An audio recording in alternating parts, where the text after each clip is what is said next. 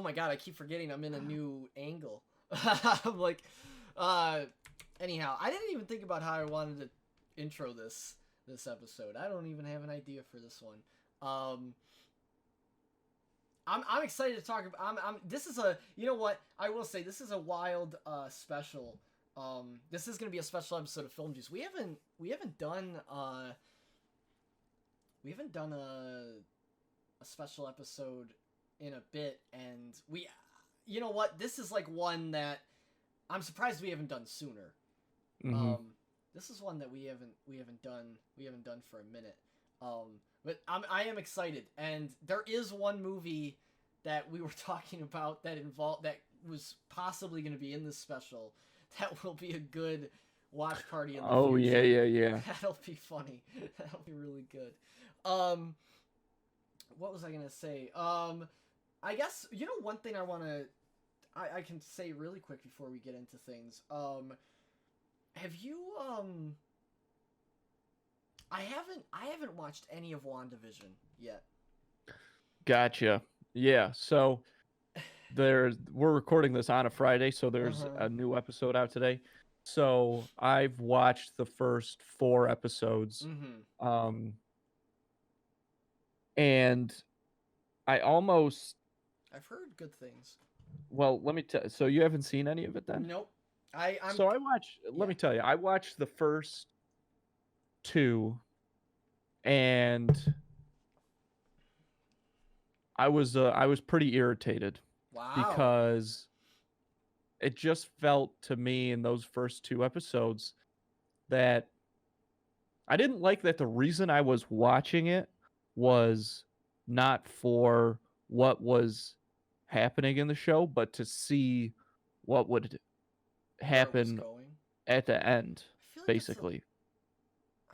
But the stuff going on in the show, I hear you. But the stuff going on in the show was so uninteresting to me, and there were maybe like a couple clues or whatever, like, oh, look at this thing, but it was not enough. And again, those small things only reiterated the fact that like I am just watching this because I want to be in the know for the MCU. I don't care what's happening on screen right now, and that upset me. So going into the 3rd episode, I was a little disgruntled, and I watched the 4th? No. So I watched the first half of the 3rd, and then I was like, I just got fed up. I was like, maybe I'll come back to this, but I just have to shut it off. So I didn't. So I did. Then I did come back to it, and I'm glad I did, because the end of the 3rd episode was, really good, and then the 4th episode was also very, very good. The thing about the 4th episode, obviously, I'm not going to go into the details, but that's what I didn't like about it is that it didn't really tell me anything that I didn't already know. But the things that it showed, there were a few small things, but the things that it showed were really cool. It was really good. And I've been getting texts all day saying that the one that came out today is like crazy good. Yeah, I've heard. Yeah, I haven't seen it. I'm kind of waiting. It might be. I know it's probably a show we'll get to on this show, but yeah. I don't know. I've been kind of waiting. I don't even mind watching shows week to week. Like, I really don't mind doing that. But I think I'm just, like, gonna be completely fine with just binging this one. So I might just wait till it's all out. Or at least till I, like... I don't know. I know it's gonna be one of those shows that's gonna be, like, hard to get into. Especially from what I've heard with the first few episodes. But I am interested to see what's going on with it, because I've, it's gonna be, it seems like we've talked about it before. It seems very interesting for sure. And what they're gonna do with it is, I guess, the interest of it more. Yeah, so we'll see how that goes. Are they like longer episodes, or are they only 20 minutes? Are they like 40 or? No, some of them are like pretty short. Some of them are under 30. A couple of them are under 30, I think. Okay. I don't think there's not one under 20. Okay. But there's some, so, they kind of go so it's like all the way around. Yeah, it's like the Mandalorian. I mean, Mandalorian... Yeah, it's similar. But I would say on average, they're, shorter. Substantially shorter. Yeah, I could see that. Cool. cool shit. Well, Yeah. welcome to But- Film Juice. So are we talking about movies, movie news, entertainment, all the like? I'm your host, Joe Dorado. And I'm Andrew Canada, and I also host this show. One thing I'll just bring up right away, my camera is different than the other weeks. It's because I don't know why. This camera is weird. I think it looks better. Maybe honestly. it does. Looking at it now, it looks a lot better, actually. Yeah, keep it this way. But I think it does look good. I think Okay. it does look better. Well, You I'll know, take I it. know you were a little worried about your mess, but I don't know. I think it gives you some character. You know, Yeah. you got some stuff going on back It's there. not- it's What is not that too bad. Batman? What is that Batman thing you have back there? That's an old that's something from a loot crate that I got a long time ago. Mm. What was it? It's a Batman Lego head. And I think you can put stuff Oh. in it. I think it's like a bank. The whole thing about this space that I'm in is I'm very excited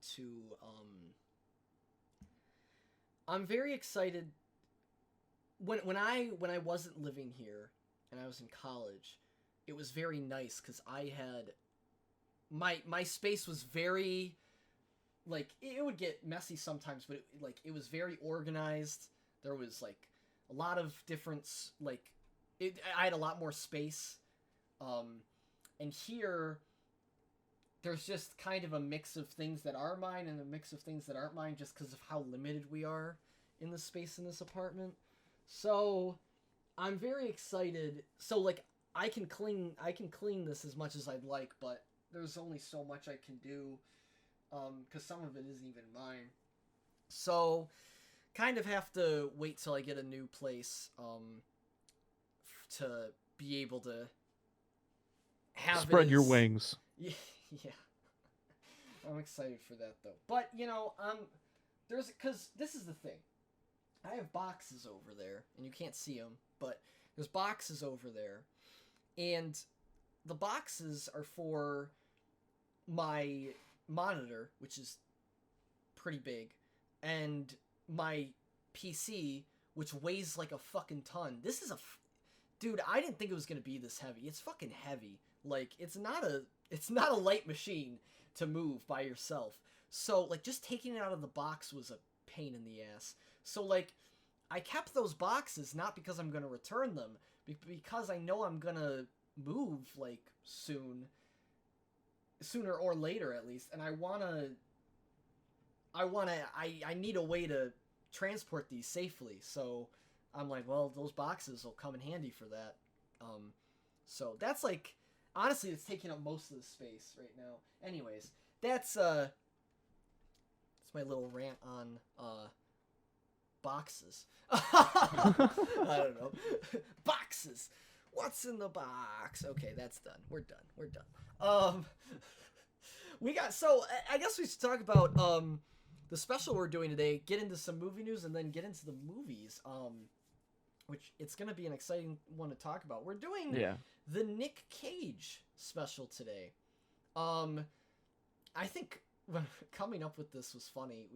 You came up with the idea that we should pick up an actor. No, we should choose an actor, and focus on like 2 of their films. And I was like, okay, that's a great idea. So I just made a list of all these actors that like I really enjoy, and like I was like, and then you can like compare it to your list, and we'll like see what we want to do. And I you know, the 2 names, I'm just gonna say one of the other names on this list because I had a feeling you were gonna pick this one, but you didn't, so that was interesting. So the 2 options I thought it was gonna come down to were Nicolas Cage and Willem Dafoe.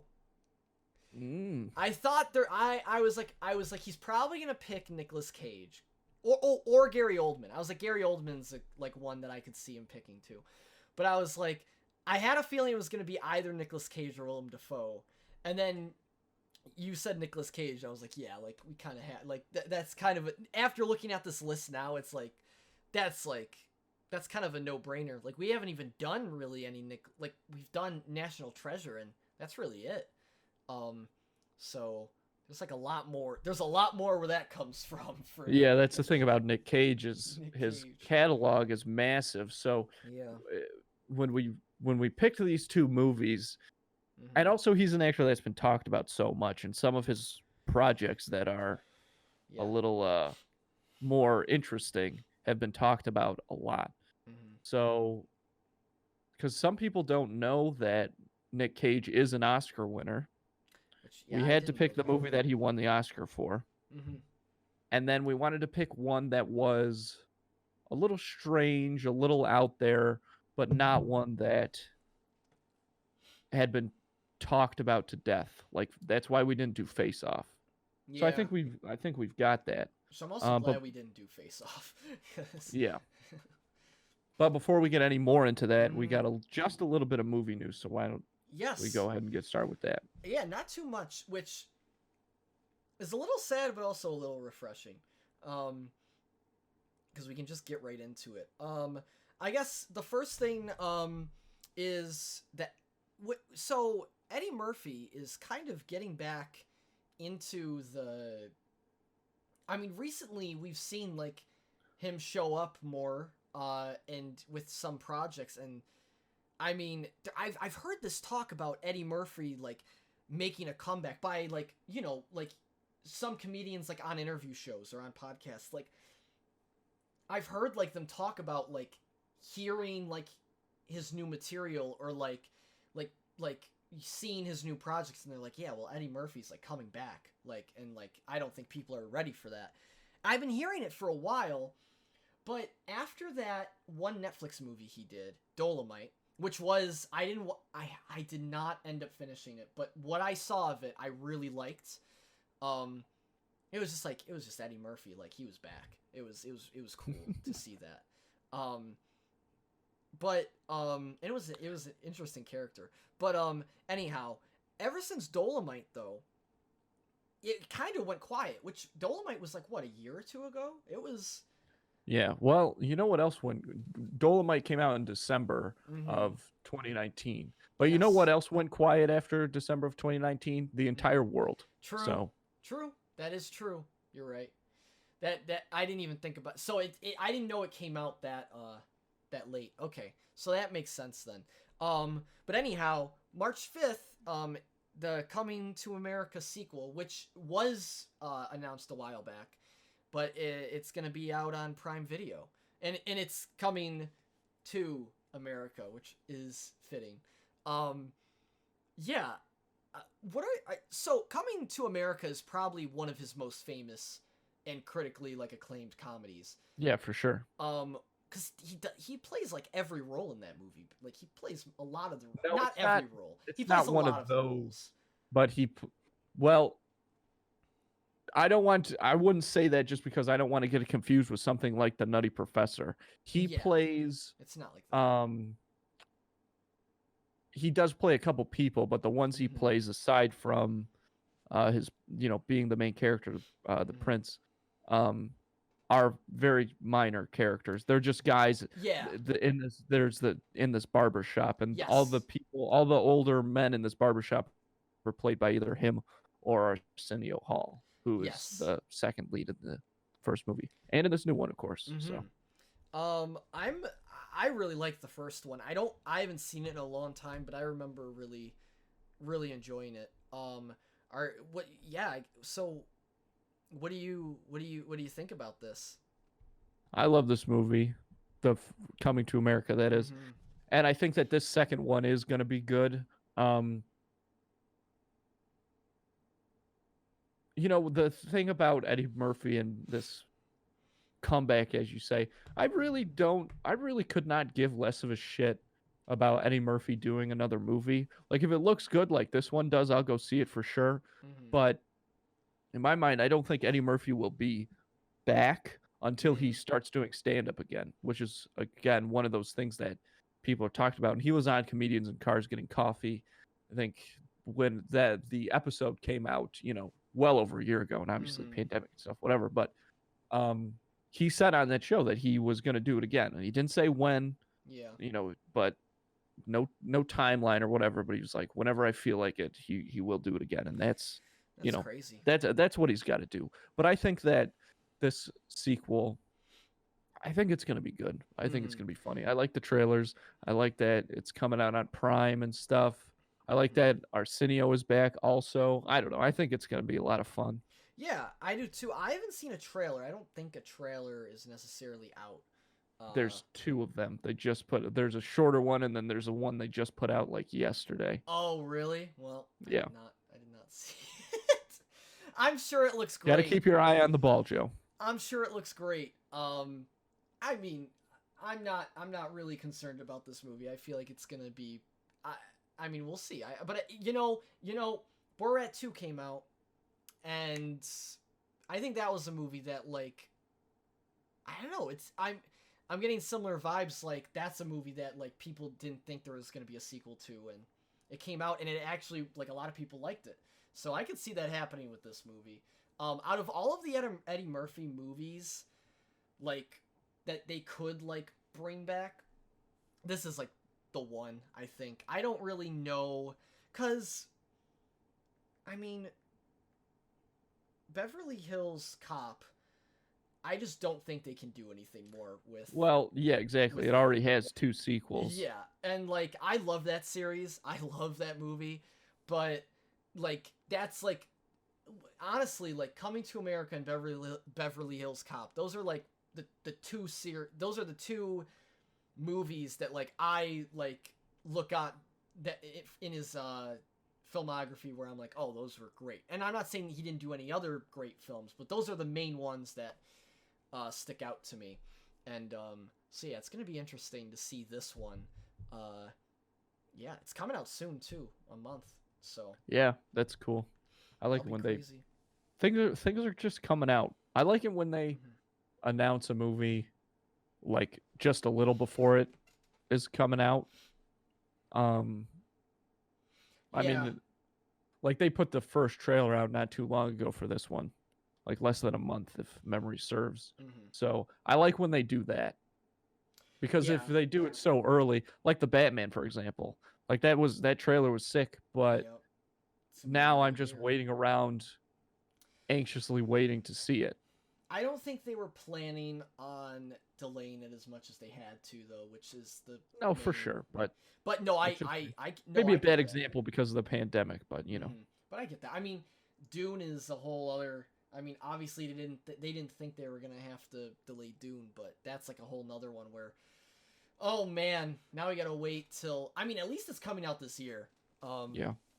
So that'll be cool. Anyhow, so that's the first bit of movie news we got, and then we only got a little bit more. I guess we should save like the biggest thing for last. Another small thing, I guess, is the Zendaya the Zendaya movie that was like, it got a lot of press early on because it was like supposedly like one of the first like big budget projects, or not even big budget, one of the new projects that was filming during like quarantine. Right. I don't even know if I can say big budget. I mean, I can't imagine, because it's very small. It doesn't look like a big budget movie, but also obviously, yeah, I think it's gonna be good. I wouldn't be surprised though if it's a little, like, masturbatory, like this movie. Like, it's kind of takes itself very seriously in the subject matter. Yeah. Because if anybody doesn't know, so the movie is supposedly about this director comes home from his premiere, and he and his wife or girlfriend, whatever, are just kind of hanging around waiting for the first reviews to come out and stuff. And that, I think what'll be good about it is obviously, it's basically the whole movie is it's a bottle movie. Like, they're not going to leave their room or whatever that this thing is set in. It's just going to be the two of them. I think that the emotional directions of this movie are going to be very easy for us as an audience to ride, and it's Mhm. going to be able to grab us very easily. Um, I can definitely see it maybe having some low parts. Again, maybe taking the subject matter kind of pompously very seriously. But that Yeah. also could just be because it's in black and white, and that's kind of with a lot of things. If you have a movie that like takes place in the modern day, but you set it in black and white, Mhm. usually there's at least some element of like, all right, pal, like we get it. Yeah, we'll see. I'm trying to do something. Okay, cool. We will see. It is gonna. That is an interesting point, and we will see how it turns out. Yeah, I'm interested to see how it turns out. I mean, it is out on Netflix now. They kind of just. I didn't see a date that it was supposed to get dropped. I just saw it today. It just dropped, and I was like, oh, it's on Netflix. Malcolm and Marie is the name of it, and yeah, we'll probably that might be the next one we check out. But So. obviously Zendaya and what's his first name? Washington. Oh yes, yes, yes. See, you know what's so annoying? I had it.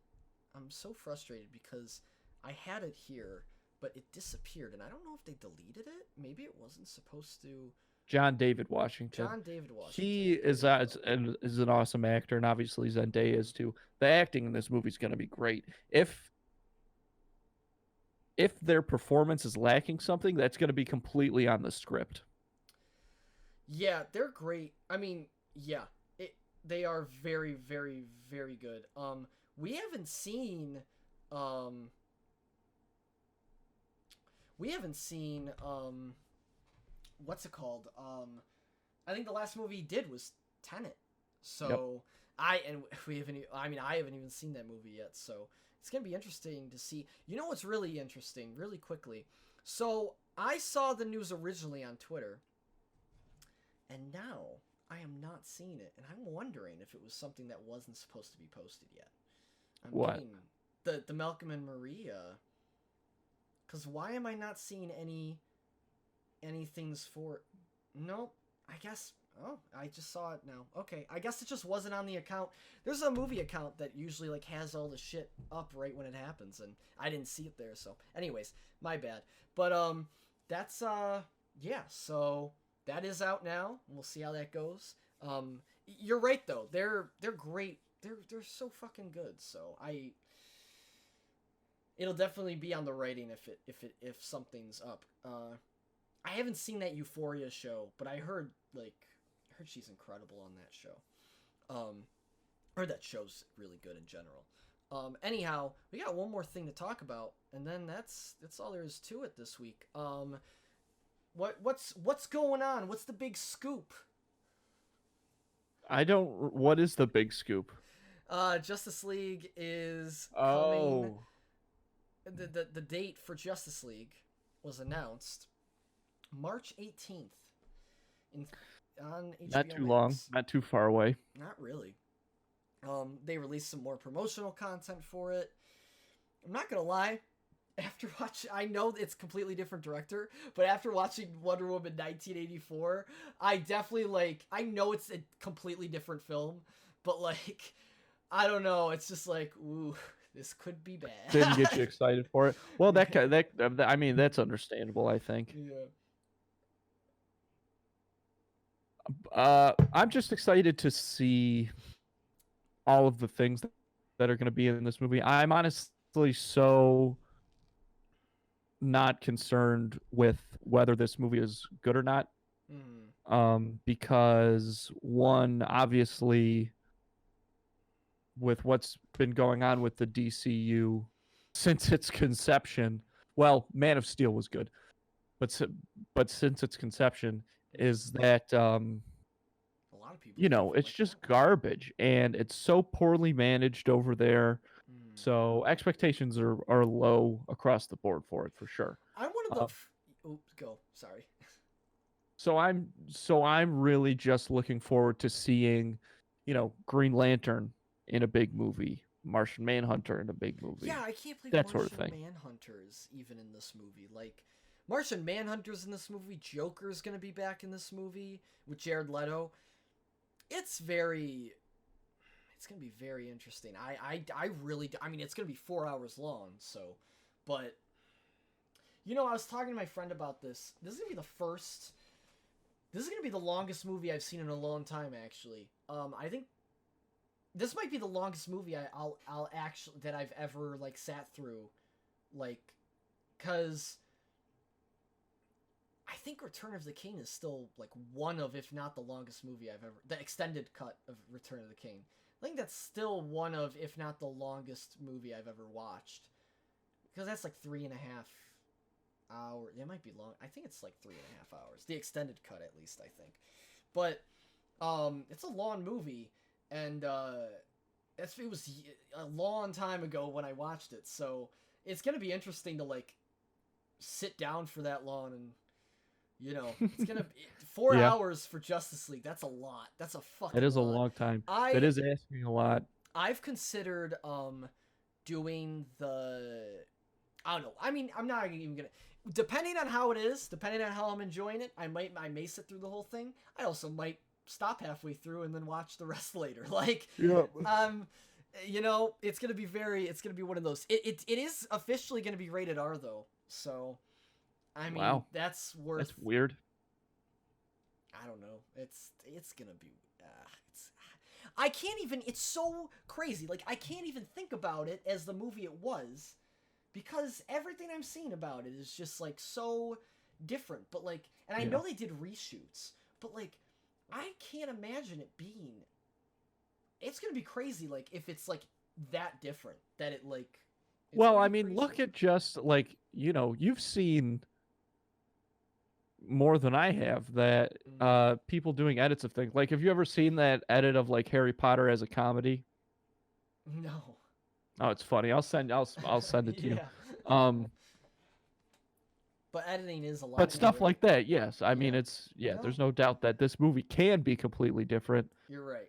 But will it be enough? Yes. For people to turn around on it? And also, even if they do, then hurrah, but it's not gonna. It doesn't benefit the DCU in any way. No, because now it's maybe if enough people like it, they could finally convince the Warner Brothers execs and stuff to make certain changes. But those guys are obviously not bright, I guess is the best way to put that. So yeah. Yep. This movie will not be one of the ones that, I mean, I don't think it's going to be one of the ones that disappears after a month, because it's not part of the theater deal. So I'm pretty sure this will stay on. Oh yeah, I think so. That'll be nice. But yeah. Anyhow, that's all we got. I think that's all we got. Yeah. Let's jump in. Let's do it. Nick Cage week.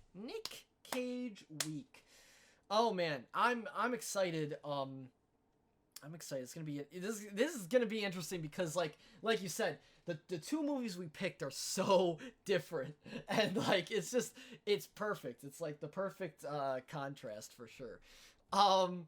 So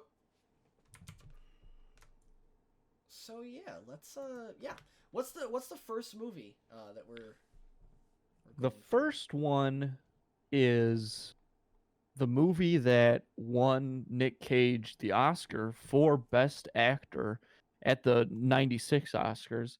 This movie came out in 1995, Leaving Las Vegas.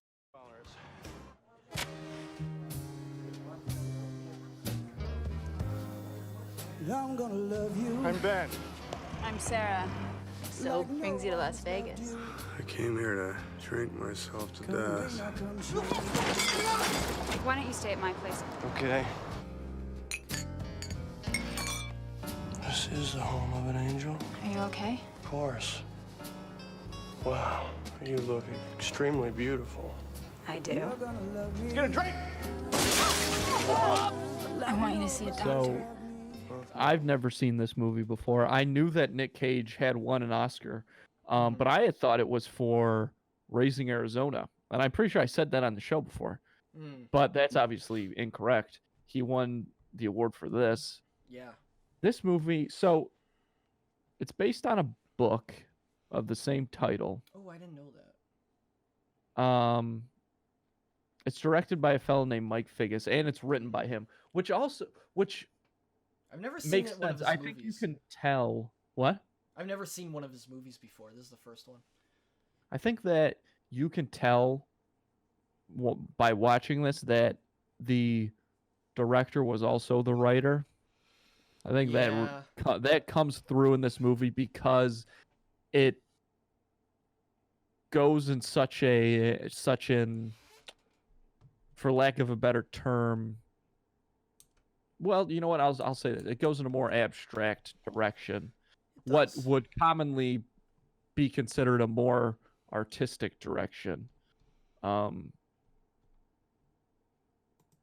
don't know if that term is super accurate, but yeah, I think that's how people would describe it, mm-hmm. Myself included. So, I guess I'll say what it's about. Yeah. Essentially, Nick Cage loses his job, and he decides to commit suicide. He decides to commit suicide via drinking himself to death. Mm-hmm. So he moves from Los Angeles to Las Vegas, and he meets a prostitute played by Elizabeth Shue. Yeah. And they kind of decide they want to have a relationship, and she kind of helps him along as he drinks himself to death. And when I say that, that's a big point of the movie, is that she's not helping him like get better. They're just kind of keeping each other company, and they do have a relationship that's very strange because it's certainly romantic, but like there's this they make a big point of like I don't know if they have sex at all until the end of the movie. Yeah. So they make a big point of that throughout the movie. It's like, she's a prostitute, but they don't have sex with each other. Yeah. Gosh, what to say about this? Oh boy. I'm just gonna say my main thing right away is that. So when I was watching this, I was like, this movie won an Oscar. That's very interesting. And I think the reason that Nick Cage won was because of the physical aspect to his performance. This I had to look it up because I was so curious. I think that this was just a weak year for Oscar movies. Yeah, that's So, but that being said, like, Nick Cage still did a very good job. Oh, yeah. I think that, it's probably in a lot of ways the best portrayal of alcoholism that I've ever seen on screen. I could agree. That was nuts. Physical aspect, I think, is what puts it over the line. Like, he does a great job with expressing the moods and mood swings and kind of the ups and downs and things like that, but I think where he won everybody over was with the physicality that he brought to it. And I don't know, he looks like shit in this movie, which is perfect, obviously. So aside from Nick Cage's performance, oh boy, I don't even know. There's a very obvious, I think, French New Wave influence in this. Particularly, there's some jump cutting when Elizabeth Shue is kind of talking to this person that we don't see. What's interesting is that certain times, most of the time, I believe, those jump cuts are actually done with quick fade transitions as opposed to just straight jump cuts, which is curious. But I liked that at least, Figgis, tried to do something a little different there. I think that was definitely him trying to extend that technique in a new direction that I haven't seen it done like that before. Yeah, there are some very I will say this, there's some really interesting shots in this movie and some really interesting camera movements. Like this movie has some really cool like compositions. Like I gotta give it that. Like some of the stuff in this movie looks really good. Especially specifically the opening when Nicolas Cage is in the grocery store, I think, or just yeah, he has to be in the grocery store because there's a bunch of water. So when he's in the grocery store, and it show like how it like it's like a little like cliche, but it's still, I liked it where like he's like going along all the alcohol, and then he gets to the water and he's like, oh, not gonna get that. But so I explained it a lot more cheesy than it is, than it's portrayed. But I did like that. I did like that shot. I also liked my favorite shot in the entire thing, which is actually showed in the trailer that I showed a little snippet of, which I can't believe they showed it in the trailer because it's like the best part of the movie, I think, is when he's in the casino and he has a breakdown. And the shot is from the rafters. That's the best part of the entire movie. Like that shot, that whole sequence, and the way the sound like gets muted, it's crazy. And I'm not gonna lie, I can't believe that's in this movie. There are parts in this movie that I'm just like, what are we doing? Like there's some part some parts of this movie just did not like flow. Like I don't know. I thought there some parts of this movie just didn't fit. Like I don't know. I don't think it was my cup of tea, I guess. I don't know if you felt similar way, but when I was watching it, I don't know. There are just some things that I don't know. There was a few points where I was like what is the driving, like what am I even watching this for, like right now? I don't know if that's a good way to explain the feeling I felt. There was a feeling that I felt though where it was like what is even like, I don't know how to explain it. Maybe it just comes down to pacing, but there was some moments in this film where like I was just like, what's the next like thing? Like where's this going? Because I think there were like a lot of lulls in this movie, and that payoff, when that happens, that's when stuff really started getting interesting. But I feel like they didn't delve into. They did it purposely, obviously, but I was interested to see that they didn't delve into his character nearly as much as I thought they were going to. Well, and I'm not saying that necessarily as a negative, but I think that's I understand. But here's why I think it did that, and I'll expand this idea. I'll expand a little further in the movie. So, going off of that, a big part of this movie is the fucking music, and it's basically this one song. I think it's like two songs, but it's mainly this one song, and it's just Sting is like scatting this song. I hate and it. Yeah, it's awful. It's bad. I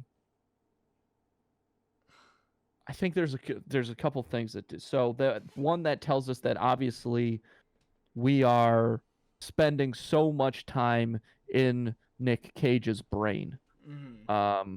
And when, for example, when he has that like fit in the casino and this song starts to play and everything else is muted, it numbs out everything that's going on.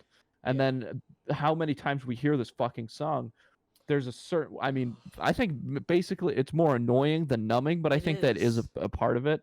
And again, I think this is all to express more of what's going on within Cage's character Ben, what's going on in Ben's mind.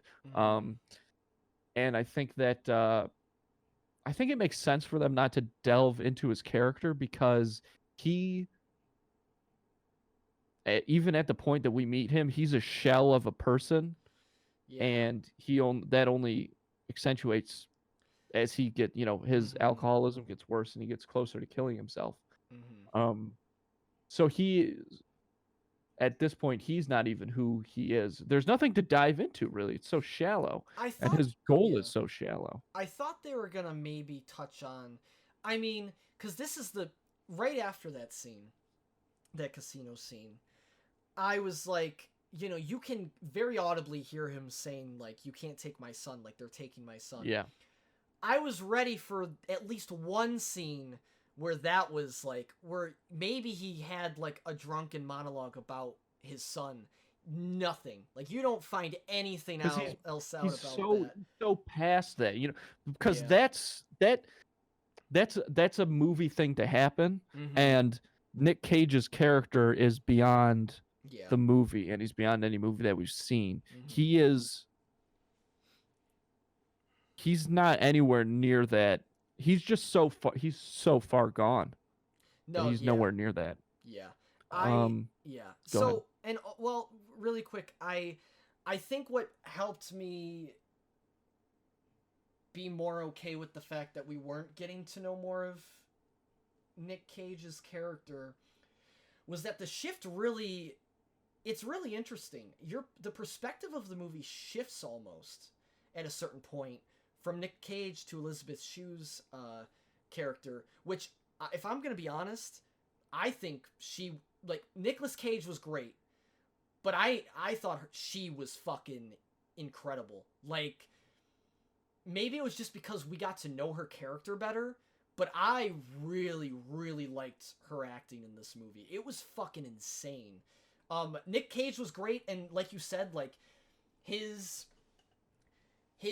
depiction of alcoholism, like, it's pretty accurate. It's honestly, I wrote it in my notes. There are some scenes that are accurate to a point that's, like, scary and unsettling. Yeah, it like you watch it, and I don't know if this is true, but it seems like he became an alcoholic to do research for the role or whatever. Yeah, like I don't know whether it's true or not. I don't know, but it was I'm not gonna lie, like, there's a point in this movie where it gets very unsettling and pretty scary, just with the depiction of it. But Elizabeth Shue's character, Elizabeth Shue just did an amazing job. And this is actually, I've seen her in other things, but this is, like, the first thing that I think I've seen her in where she's, like, a lead, like a just like, I might be misremembering. There's probably another movie that I've seen with her as, like, the big lead, but this, I've never seen her in a role like this, and she killed it. I'm bummed to find out that she was nominated for Best Actress. She didn't win it. If I'm being honest, I think she should have. I guess I didn't see the other nominees, but, like, if Nick Cage won, like, I don't know. Like, she held her own on screen with him, is what I'm trying to say. Yeah, for sure. Like, she did not get outacted whatsoever, in my opinion. I think she did a great job. That's true. That's a good point. Yeah, she was really good. And I think it makes sense that, you know, you liked her better than Nick Cage. I don't know if I did, but if I didn't, then, you know, very close to that. Yeah. Because of, you know, like we just said, Nick Cage, his character, there's nothing there for him anymore. And for her, there's so much there. And that only, whereas he regresses, she only comes out further throughout the movie. Yeah, this movie's tough to watch. It is, like, one of the... Yeah. It's not as bad as Requiem, but it's pretty tough to watch. That's all I can really say. It's a tough film to watch. There are plenty of parts where I had to, like...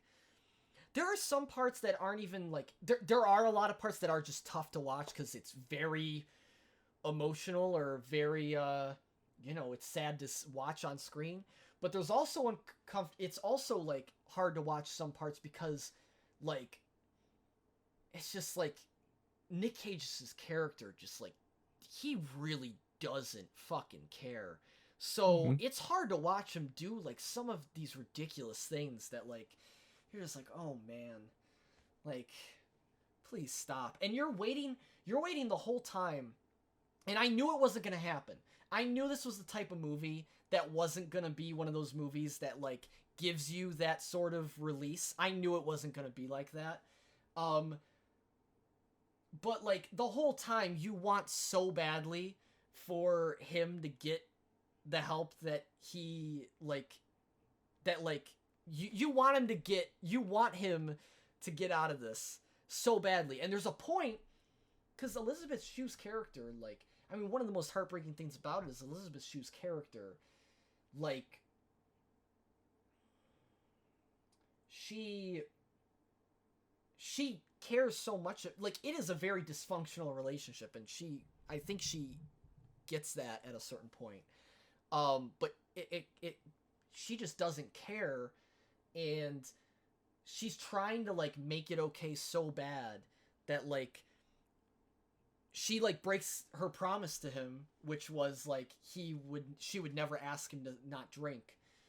And at a certain point, like, she wanted him to, like, get help, so she, like, tried to bring it up to him, and it just fell on deaf ears. And then, you know, kind of from there on, we see what happens, and then the end of the movie happens shortly after that. And, you know, like you said, she kind of just has to accept the whole thing. It's as depressing as you can get. There are some high moments. There's some high, like, levity moments, and that's the worst part, I think. That's the worst part. There's, like, moments in this movie where you're, like, there are moments in this movie where you, like, do see, you know, Nick Cage is always drunk in this movie, and when he's not drunk in this movie, he is in withdrawal, like, heavy, severe withdrawal. So, whenever he is happy, he is under the influence in some way. But there are moments where he's under the influence, but, like, you can't, he's, like, not, like, too far gone, so you can kind of, like, see, like, just him a little bit, and it's, like,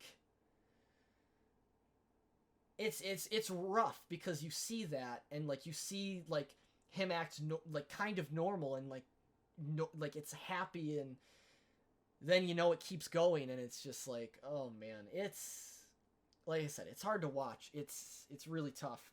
Obviously intentional, but really tough. I mean, I think the setting of the movie's really cool.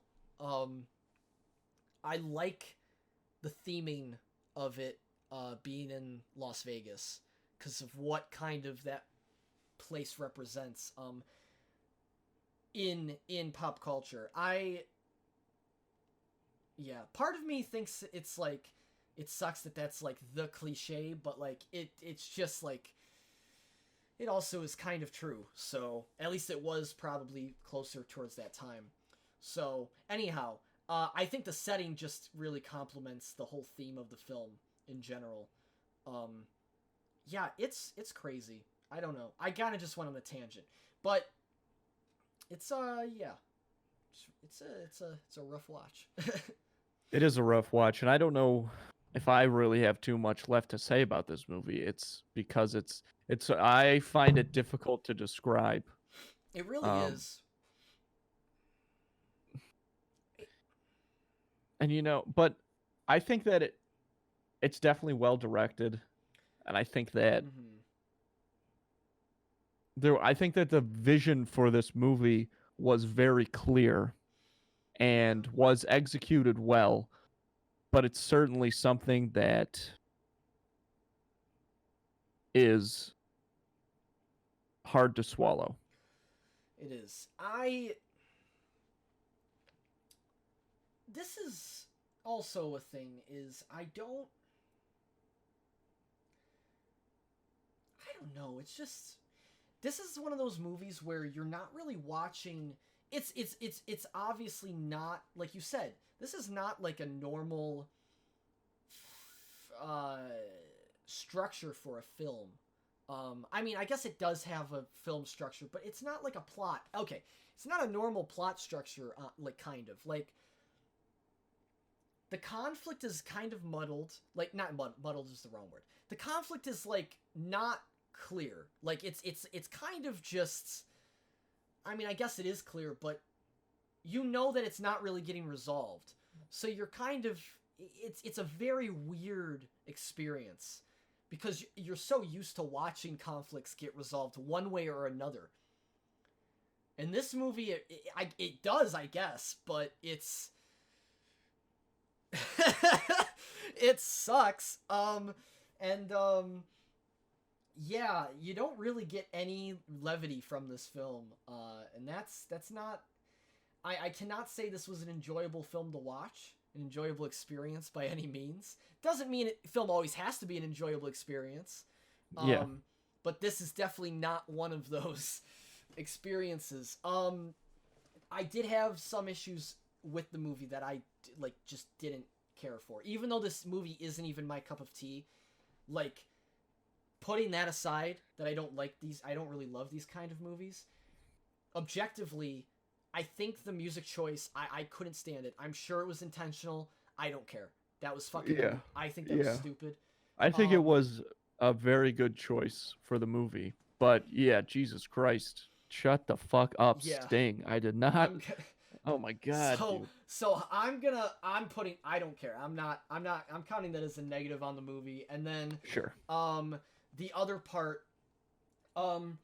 I think some of the conflicts in the movie, other than the main conflict, even though I really liked Elizabeth Shue's character,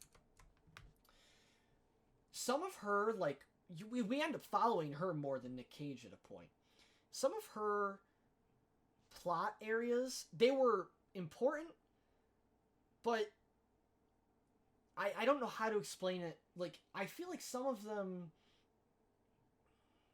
I don't know. Some of the stuff with that Russian fella, Mm-hmm. I understand why that was in the movie. Like, I'm not saying that wasn't important to her character, because it definitely was.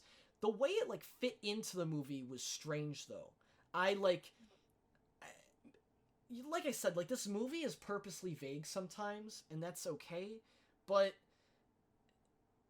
the vagueness with that whole thing was just weird, because at a point when that whole part was over, it just felt like it didn't... Incomplete. Yeah, and it was like, I didn't necessarily need that to be complete, I guess, but it just felt weird when it was kind of a bigger part of her character, and it's very important to her character, but then it kind of just drops, and you don't really but again, that's just what is literally happening in her life. Yeah. It is a big part. She has zero say in how that comes to an end. That is the whole and thing, we know as much as her.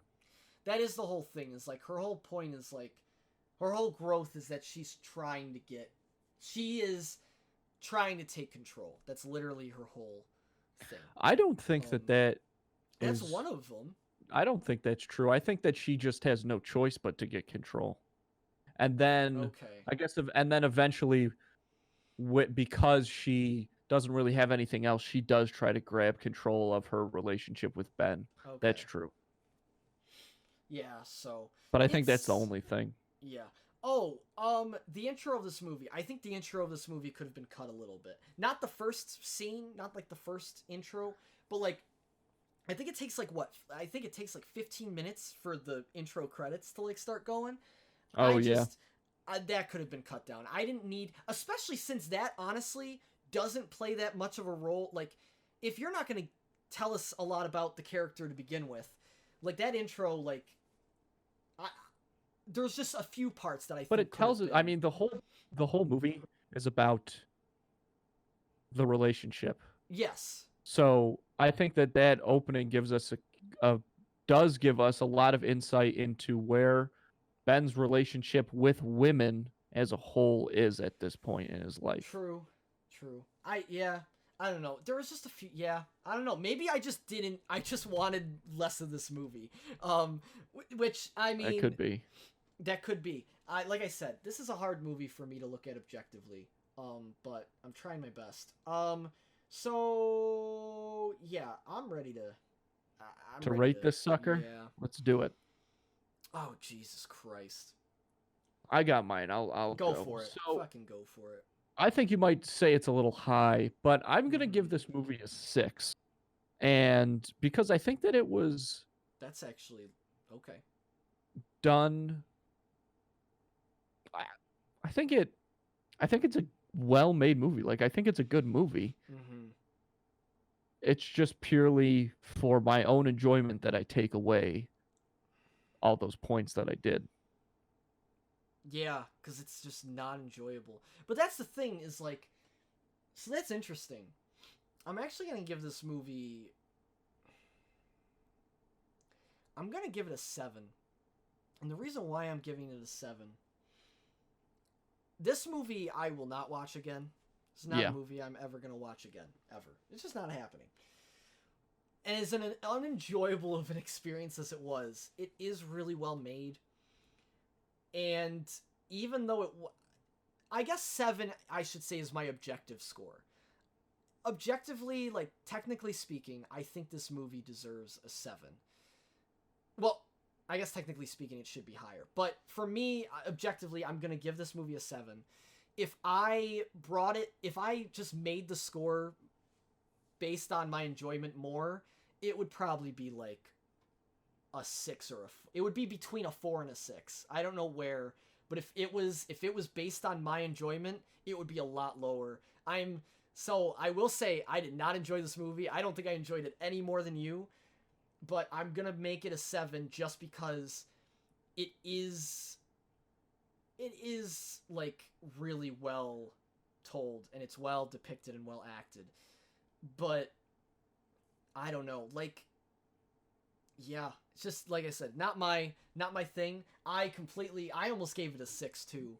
But I don't know. I gotta, yeah. So, but yes, 7. 7's what I'm giving it. But enjoyment wise, between a 4 and a 6 for sure. That movie it's not enjoyable. I don't think I can recommend watching this movie, honestly. I guess. I can recommend watching it, but just be aware of what you're in for. Yeah, I mean, it's an interesting watch, if anything else. So, yeah, that's the thing, is like,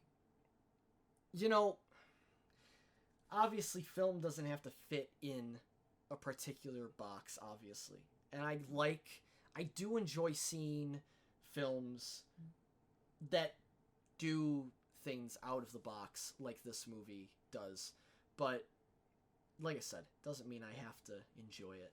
I don't think this movie was meant to be enjoyed. This is like one of those art films that, like, it's just it's made for it's good and it's well made, and it's more made for the purpose of art than the viewing experience almost. Or maybe the director really wanted everyone to just be sad. I don't know. Like, maybe he wanted the audience to get this kind of catharsis, and that's probably a fair thing. But anyhow, I guess that's all there is to it with this one. But yeah, it's not on any streaming services, so you'll have to rent it, or find other means of watching it. But yeah, so that's Leaving Las Vegas. Yeah. Anyhow, let's get on to this next movie, which I'm so excited to talk about. And I'm not gonna lie, when I was watching this movie again, I regretted not picking this one for the watch party. I immediately was like, oh my god, I want to see Andrew's reaction to all of this. I want to be in that room with him watching this movie. Because, goddamn, if there aren't some really great moments. So, anyhow, really excited for this next film. 2010's Sorcerer's Apprentice. The door. So, Dave. Oh, man. Where is the Grimhold? I don't know. Oh, Dave, you really are the most dreadful liar. That's what I keep telling him. Want your guy back? It's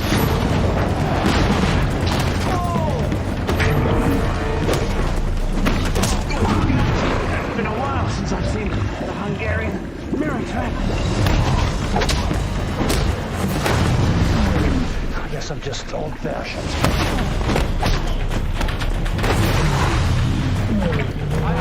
Balazar, look out!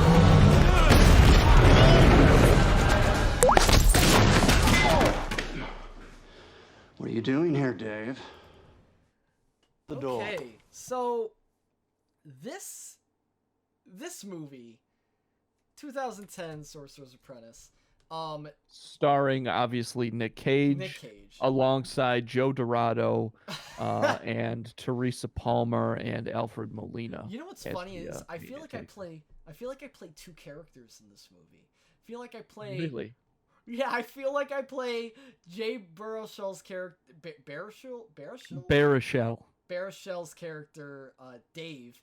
I also feel like I play Drake Stone, the guy. That's interesting. I will say that you certainly do have some of Mr. Stone in you, but unfortunately, no, Joe. You play Dave. I don't think that's unfortunate at all. I love Dave. Well, I Dave just is- didn't want to disappoint you because Dave's a great you're all, guy. Excuse me. I've gotten that a lot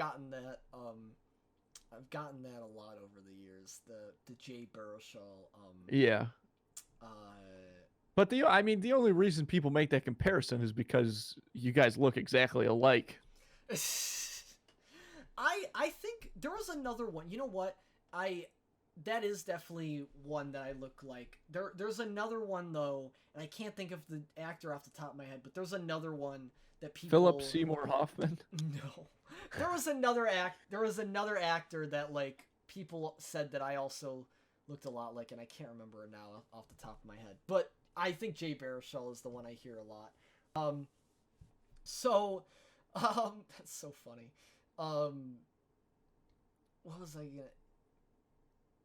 What was I gonna say? Okay. This movie stars Nicolas Cage, Jay Baruchel, Alfred Molina, Teresa Palmer, Toby Cabell, Omar Benson Miller, a lot of people. And it's directed by John Turteltaub, which I don't. Oh yeah. Okay. This is a big point. I don't think I've really seen any other movies that he directed necessarily, but he did produce National Treasure, which is a huge point that I'll get to, that we'll both probably talk about in a little bit. And then it was, I think this is supposed to be adapted from a book series.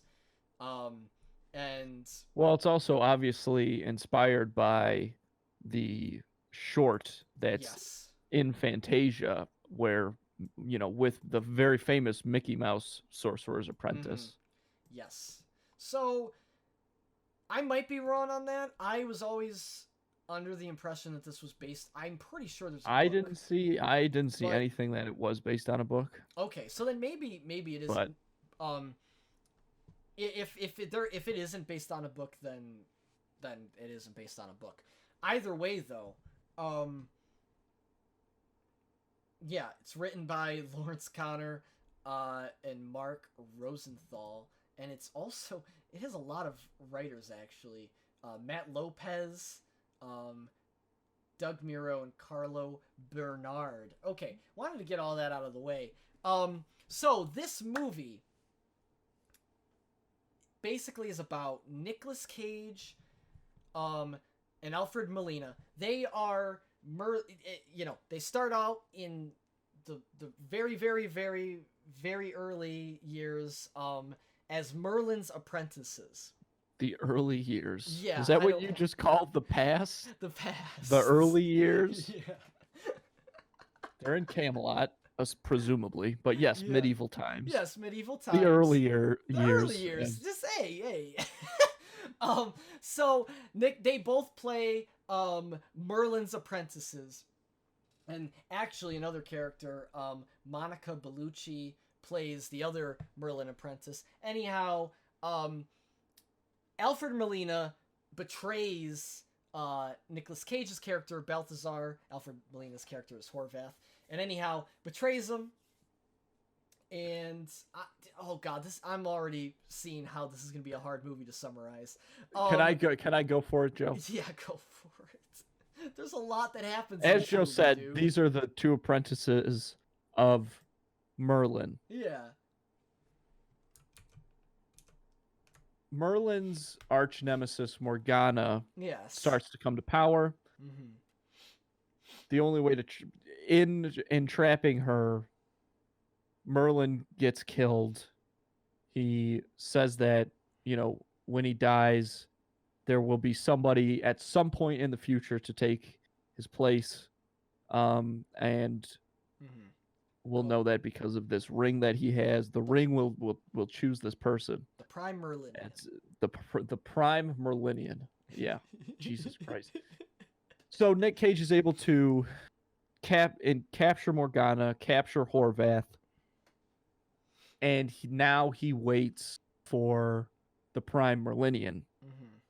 which ends up taking centuries, and he can't die because of a spell that Merlin casts. So he's waiting until what like the year 2000 in New York City, when a young Dave, Jay Baruchel's character, finds his way into the shop,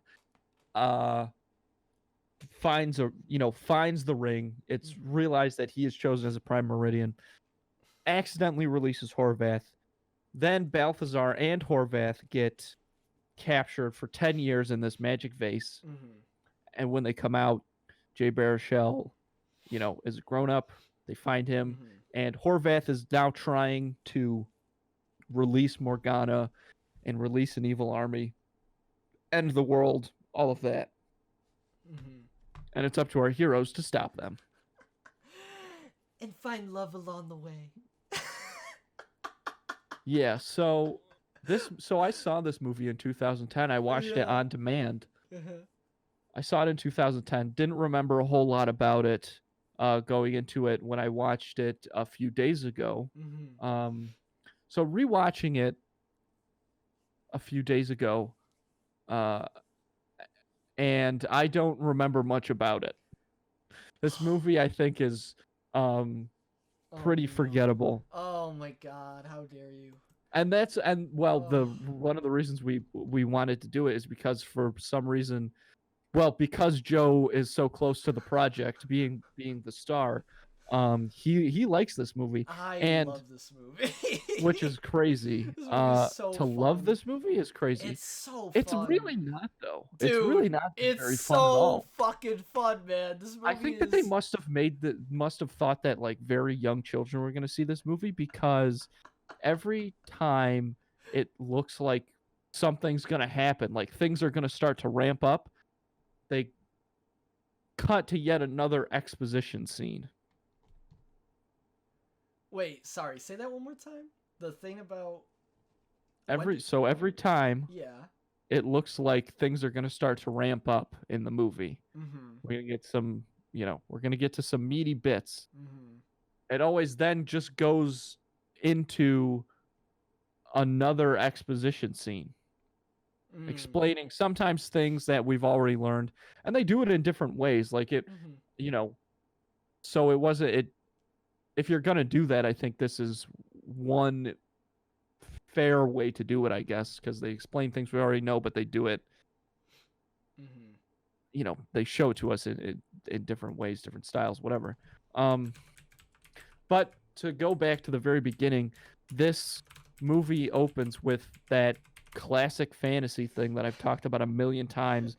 Yeah. It starts with a flashback and voiceover of a woman's voice being like very fantasy-esque. And that, of course, I mean, that trend just must have started with Lord of the Rings, and it does work very well in that movie. Hasn't worked since, yet so many continue to do it.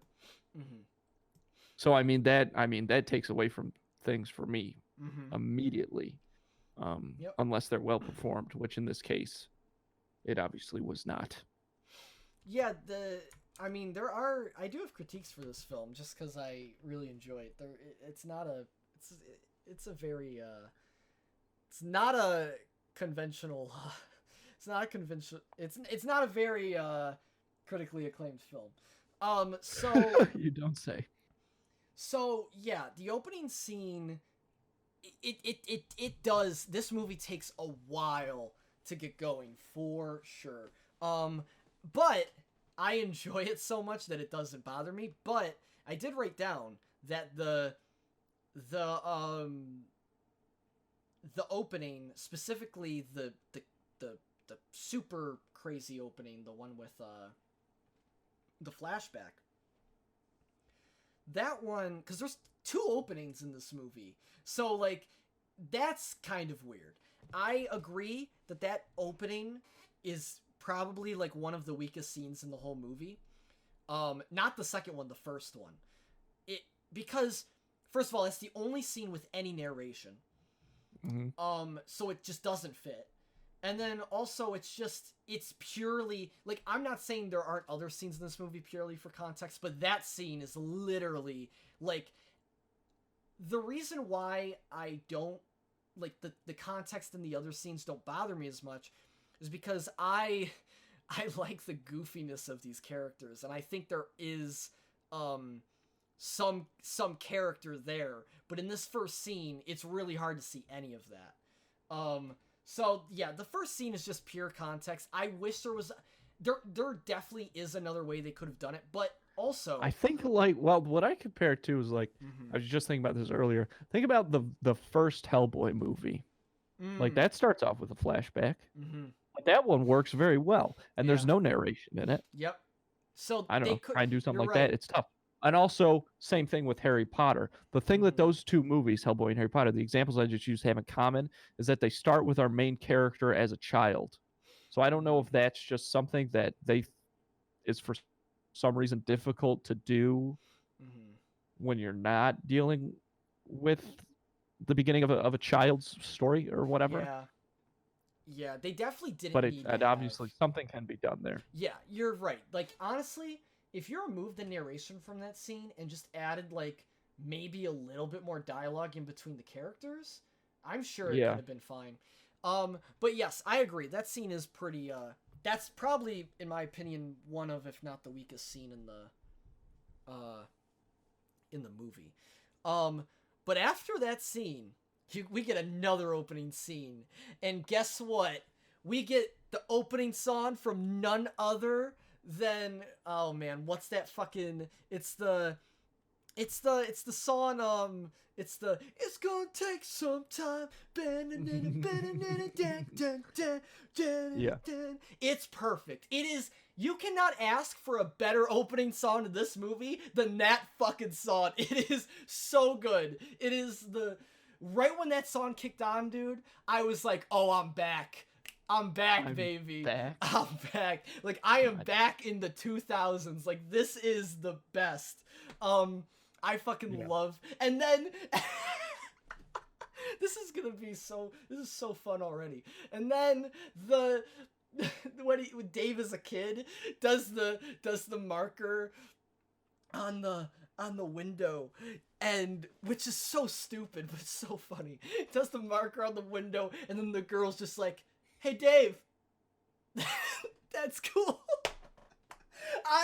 Dude, this movie, every line is pure gold. I can't describe how much enjoyment this movie, like, it's so funny. It is so absolutely funny. It's amazing. So that's a great line. That's a great moment. And then, this is one of the better parts, is there's this kid in the beginning that's Dave's friend, never shows up again. He's just and he has a friend in the movie. Yeah. Like a roommate that they rarely see, but it's a completely different guy. I was like, wait, what was the point of it? Yeah, the point was nothing, Joe. The point was It absolutely was zero. so funny. To cut in, it sounds to me now like you are laughing at this movie, and that's where you get your enjoyment from it, which is okay. That makes sense to me. Sure, but I love like this is one of yes like I know this is a very flawed movie. I laugh at how ridiculous and silly it is, but Okay. like it doesn't. With some movies that are like this, it angers me because I don't like. Sometimes like I just can't. I don't know. It's hard. Like sometimes I can't get into them, and it'll just be frustrating, and I won't have a good time.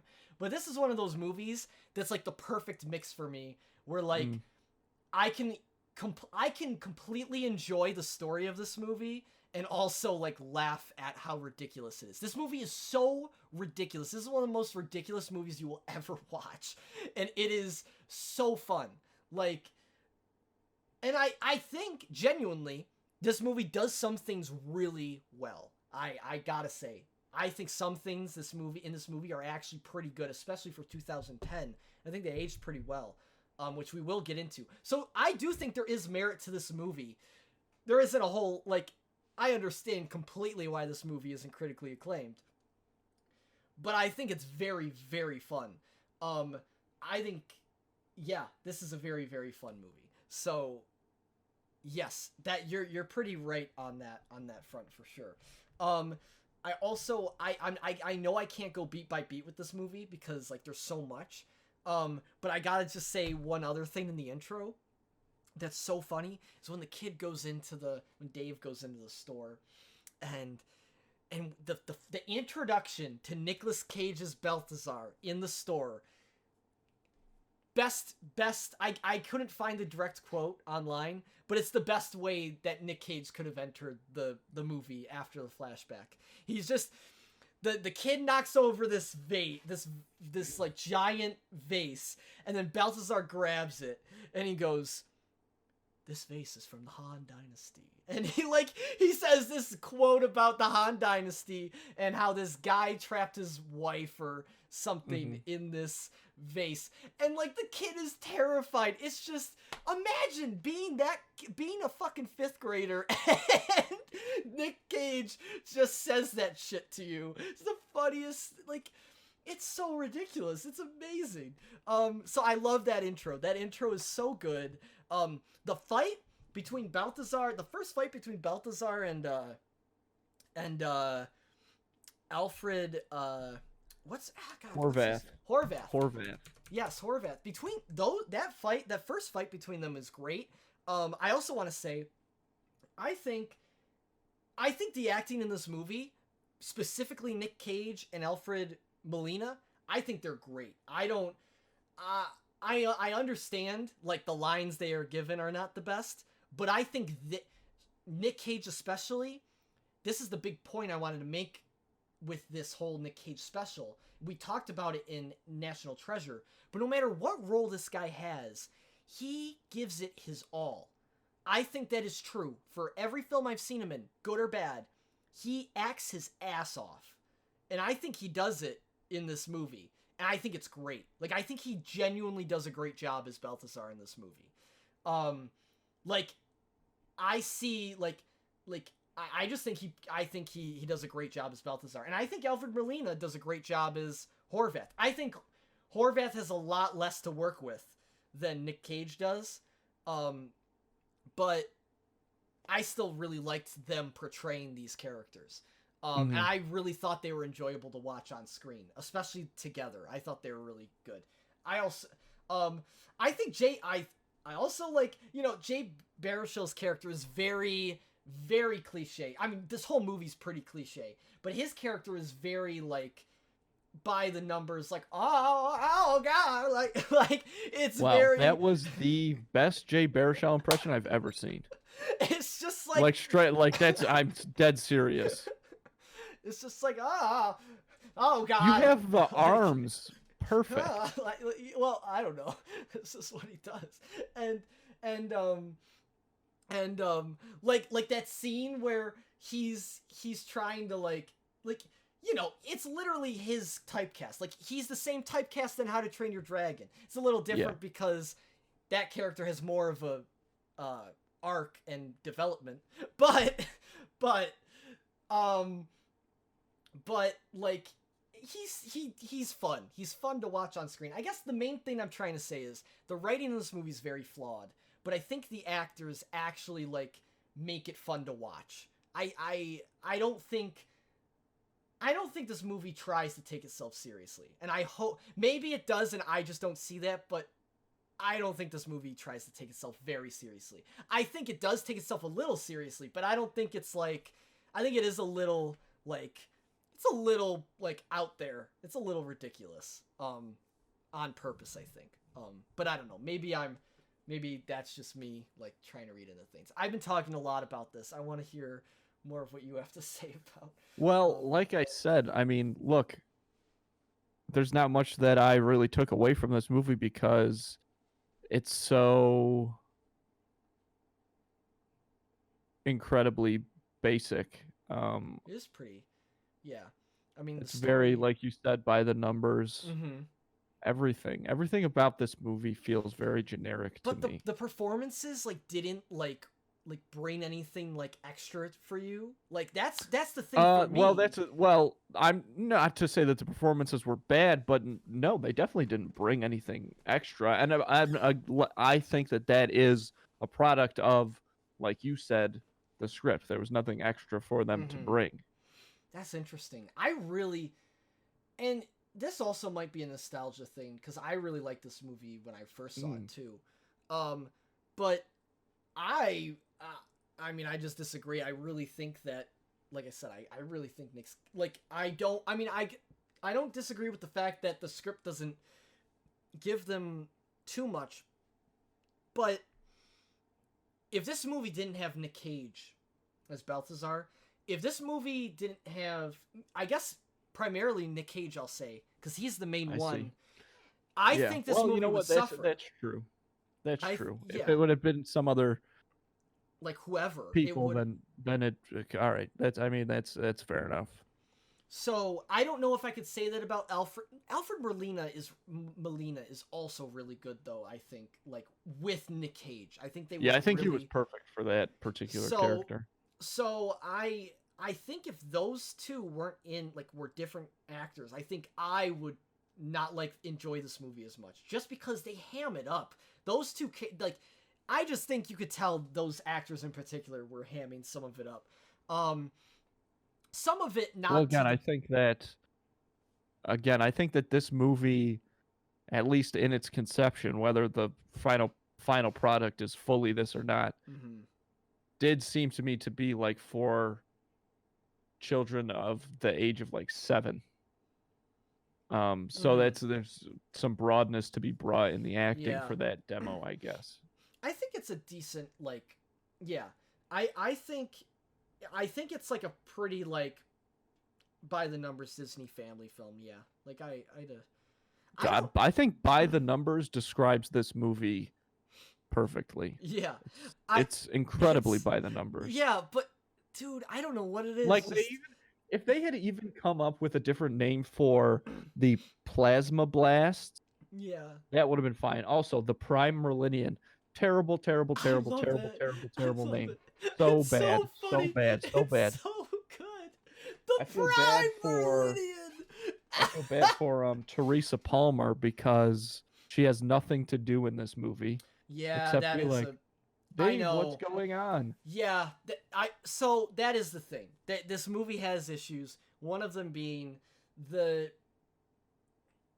But that just goes more into again by the numbers. Yeah. That's what this movie is. Yes, she really didn't have much. She that I agree. I agree with that sentiment. I think that you said it perfectly. She really sadly did not have anything to do, which sucks. What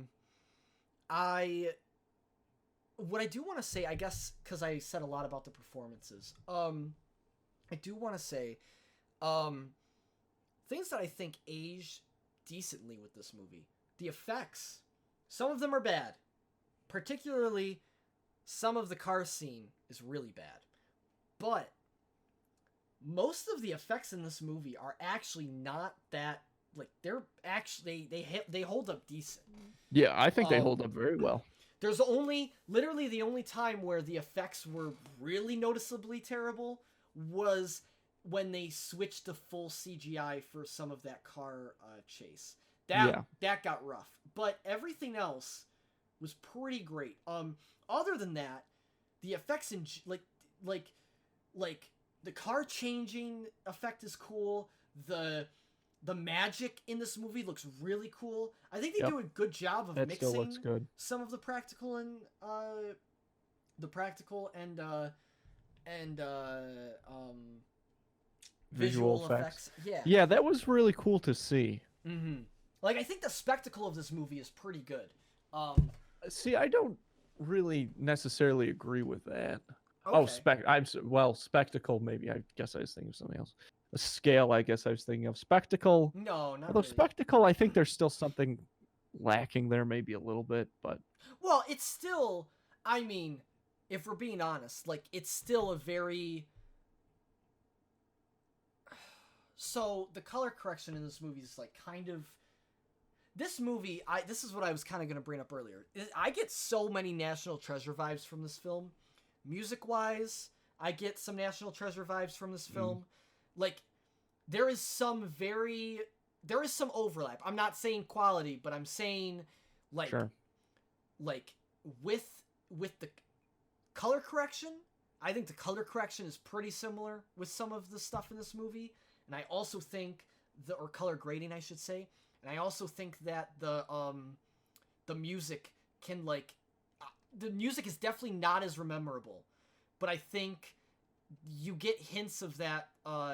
You know, it's both by. I mean, they're both produced by the Jerry Bruckheimer studio. So it makes sense. Not everyone that he does is a banger, without a doubt. But to your point, I would disagree with the vibes, excluding in the music. And in the music, I will say the smallest hint possible that you can have, that's what's in there. Literally the smallest hint possible. But it is there. It's definitely not as iconic for sure, but it is. I mean, that's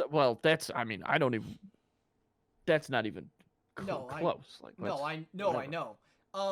But yeah, the color grading's very, like, I don't know what it is, but they like to have these yellow shaded color graded movies. Like it's the same in this movie. I do want to say some of the sets in this movie are great. I think some of the costumes in this movie are really cool too. Particularly the Chinatown scene. It's a great scene. That's true. That is a good scene. The setting is really well done. The props are really great in that scene. The villain in that particular scene is awesome. That's a cool scene. So I did like that. I mean, that scene is like, the only thing that kind of brings me out of that scene is just Jay Baruchel going like, oh god, oh jeez, oh god, like, that's him, like, in that whole scene. That's him in most of this movie. But, like, I just have to I think it's so funny. Like, I don't know, it's so ridiculous. So anyways, that's funny. What else do I have in my notes positive about, and like actual things other than just me talking about the movie? So the One Republic music in this movie, like that. Oh my god. I didn't like that at all. Dude, you know I didn't like that. I know you didn't. I know you didn't. But man, when that scene hits in the cage, ooh, chills. Chills of pure anger, perhaps, because of course it's this fucking song again. You did listen to my radio show like 4 fucking days ago. Dude, that was oh my god, I forgot that song is like the theme of the movie. And I was like, oh my god, I literally forgot. Like, that's the whole, this song is literally in the whole movie. Like, it's just sprinkled in throughout the entire fucking film. there's just a whole scene where I will say I really liked the visuals of the Tesla coils. That was sick. I thought that was a really cool. Yeah, I mean that looked good.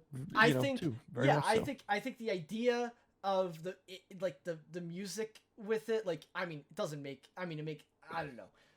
That's another point I'm gonna make right after this, but if the music wasn't so like obviously just like, I don't know, it's just how do you explain, it's like, because like it's just very obvious, like it kind of takes you out of the not that this movie's a very immersive movie to begin with, but like that song like takes you out of the scene just because like you're like, oh, well, just like, the way I think it was incorporated into yes, the soundscape, into the scene as a whole, as far as tonally. It's very cheesy. It's very silly. So this is the thing I was gonna say. The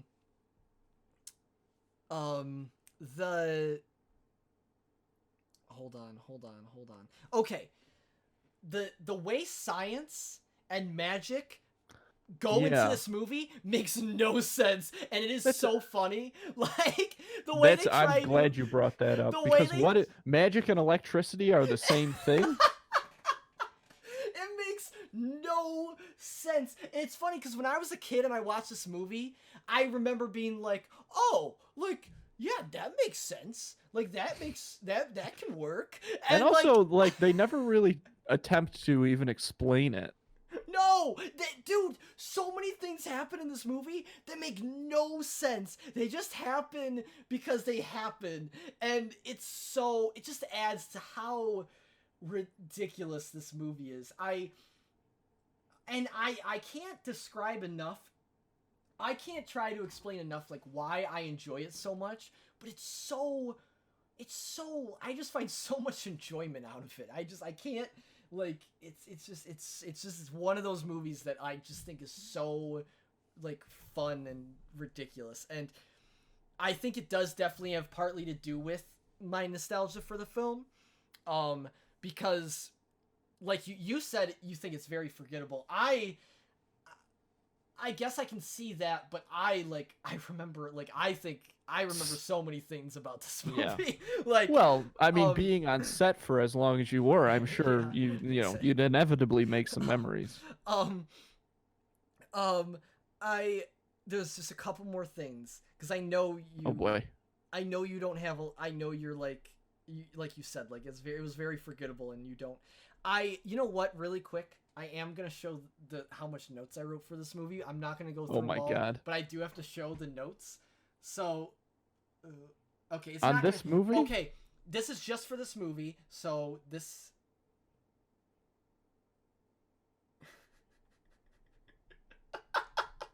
Like... Let me tell you why this makes me unhappy. I wrote notes for the other movies too. They're just all on my phone. Like, look, Leaving Las Vegas is here too. Like, I have Leaving Las Vegas. Definitely less notes for that movie. Yeah, obviously it's not as important. But that is clearly, without a doubt, the most notes you've ever taken for any movie that we've done. It is, and it's on this. Oh, dude, I am trying to show you the brilliance of this movie. I need you to understand like how brilliant this film is. Then we would be here for forever. We would be here forever. I just have literally a couple more things. Okay. So this, you know what this made me think of immediately, and we definitely need to touch on this in the future. I think this might even be a great watch party one. Not in a row, but like in the future. Prince of Persia, the Jake Gyllenhaal movie. I immediately was like, oh my god, I just remembered that movie exists. Because I saw it on Disney Plus like after I watched this movie, and I was like, I wonder how that movie holds up. Because when I saw that movie when it first came out, I thought it was great. Oh, and Jesus Christ, I'm Joe. sure that it's not... That is not... notoriously one of the worst movies. Listen, I'm sure it's not. I'm sure it doesn't hold up. That movie is not the same as this movie for me. That movie, I watched it once, and, like, I forgot everything about that film. Like, that's a very forgettable movie. But this movie, I have a different relationship with. I'm not I'm not saying it's like it's gonna be like this movie. I'm just curious like how that movie holds up after all these years. So that was one of the things. And then yeah, the movie physics and magic make no sense. None of it makes sense. It's just completely ridiculous and it makes no sense. So I want to see if I said I miss this era of Nicolas Cage, which I do miss that. Like Nicolas Cage's character is just so cool in this movie. He's so like just like he plays the cool guy so great like in this movie. Like every line fascinating. Every line that comes out of his mouth is pure gold. Like every single line can be put on a wall. It's like I love it. Like well, actually, it couldn't be put on a wall because he wouldn't be saying it, and that's what makes it so good. But like, oh, dude, I gotta. There's so many moments. Like his outfit is great. The old man shoes is great. Also, this movie made me want a coat like it convinced me even more that I want a trench coat like that. Like that's such a cool like. I love that look. Like, it's great. It's like, it's so, like, I really dig it. I think you could probably pull that off. Yeah, I think I'd have to be a little older, but I think I can. Once I get older, I think I can pull that look off. Maybe I could pull it off now, but I think it'd look a little weird. There is, and then where's the quote that I saw that I was like, oh my god, gotta bring this up.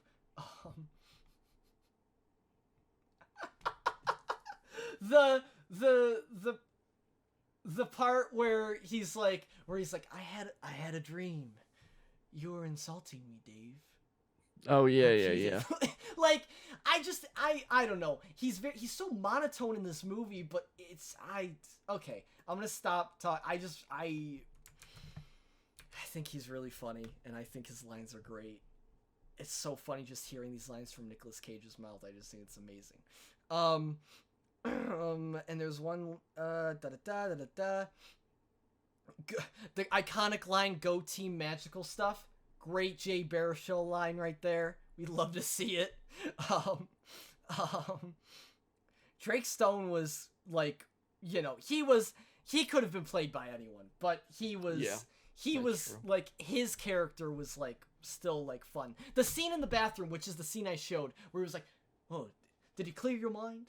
I can't do the voice. Did he clear your mind? And he's like, yeah, I cleared my mind. He goes, oh, well, you gotta get the stance. And I thought that was a fun scene. I don't know. It's like... Yeah, I like that scene. Because fucking Jay Baruchel, like, is so, like, useless in this movie. For so much of this movie, he can't do anything. And it's just him going, like I said,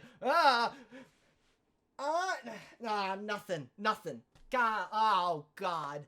And so the scenes where he does have his moment are so hard to take seriously. Like that last scene where he's like, right. Like it's so hard to take seriously. The Sorcerer's Apprentice scene is not very great. Like that scene annoys me because I'm just like, oh, like they had to put it in. That scene like always like sticks out to me where I'm like they didn't have to put this in, but they did. Yeah, you know, he's just awkward. The whole relationship stuff is cheesy as hell.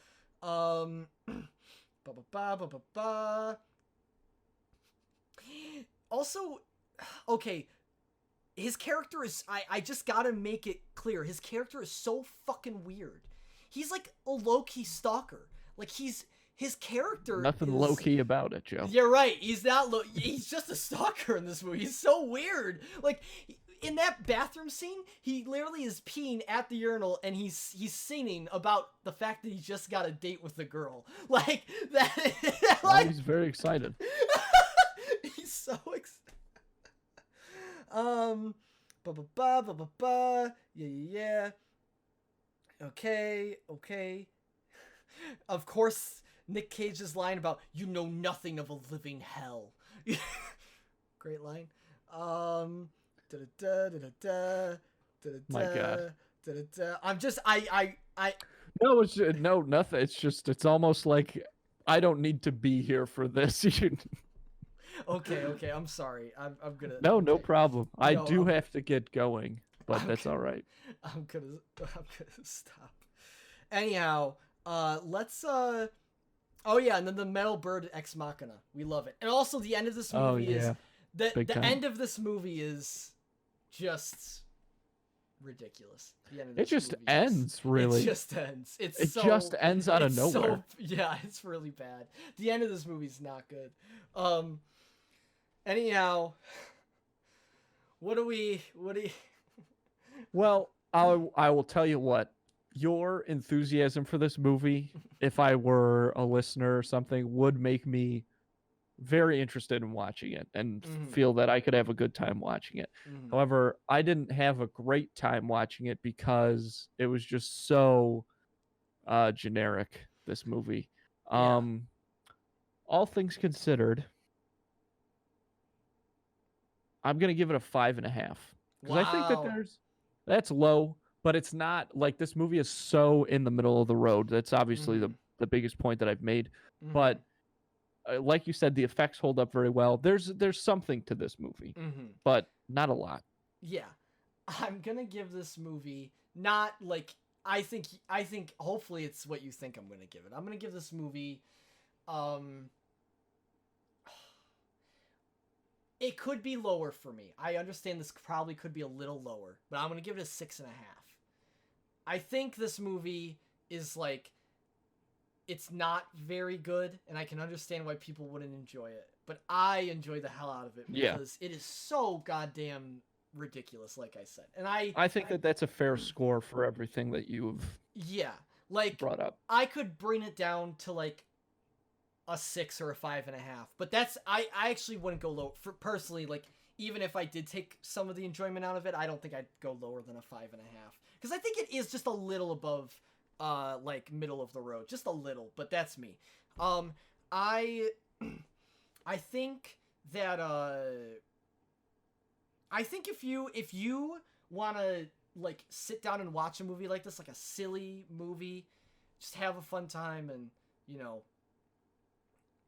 have a fun ridiculous time, I think you should definitely like watch it with a friend or two, like that you like to like just, you know, it's literally like it's a great watch. Sure, there's something to that, but I think there are also a lot of better options of movies that are just more unique to do that sort of thing with. That's fair, but when's the last time you've heard about like that I will argue that this movie's unique in the fact that you probably would never think of it for this kind of a thing. I don't know, because like there's a list of films that you watch with friends that like you can make fun of. I see. Is probably not on that list, but I get, probably but could the be. reason that it's not on that list is because of what I've already said. Disagree. I think it should be on that list. But anyhow, like I said, it's definitely a lot of nostalgia too. And like you said, I was in this movie, so Yeah. So it's on Disney Plus. If you want to watch it, go for it. Like I think you would have enjoyed this movie more. I am curious. I don't know if it would have raised your score higher, but I think you would have enjoyed this. I think you would have had a more fun time with this movie if we did the watch party for it. Because I feel like I would have. I don't know. Maybe it would have been more fun just to be able to. Oh sure. Like yeah, shoot the maybe. shit on it. Anyhow, that's about it. Sorry for I definitely went a little longer than I wanted to. I know you didn't have too much to add to this, so I'm sorry. No, hey, this was I mean, this Sorcerer's Apprentice was the Joe Dorado show. I'm glad that that's what it was. I'm excited for. I'm definitely excited to do. In the future, I don't know if it'll be the next one, but whenever we do the movie we talked about for a watch party, I think that's a good one for the future. So that'll be good. Anyhow, yeah, that's I think that's all there is to it this week for Film Juice. Thanks for sticking around, watching. Very interesting episode. I think if we learned anything from this special, Nick Cage has range. He definitely does, and I think he always gives acting his all. So I think he's a pretty good actor. I think he's definitely. Oh, he's great. Yeah, he's great. There's no question. Like that. he's I think he's a really good actor. So, and we've talked about that on the National Treasure stuff too. But yeah, for sure. But yeah, so thanks for watching, listening, and as always, you can find us on Instagram at film_juice. You can also find us on Twitter at filmjuicepod. And yeah, I mean, we're gonna have updates there. We are gonna have the next watch party, which we're like don't have anything super definite on yet, but the next one will be probably different than the one we were talking about, regardless, because the way we're deciding the next movie is gonna be cool. But it involves social media, so definitely follow those and be ready for that. Really excited for the next watch party. That'll be coming soon. And yeah, just stay tuned. More stuff is to come for sure. So definitely keep your eyes peeled for that. And yeah, if you're listening on Spotify, you can check us out on YouTube because there is video and stuff there. You can see a cool little graphic and all that. And yeah, like we're on Spotify. If you're watching on YouTube, we're on Spotify, iTunes, everywhere basically. And yeah, that's all there is to it, I think. So yeah, any parting words, Andrew? No. I have to go to the bathroom so bad. Oh, there you go. Well, same time, same place. I'm Joe Dorado. And I'm Andrew Cannon, and we'll see you next time at the movies.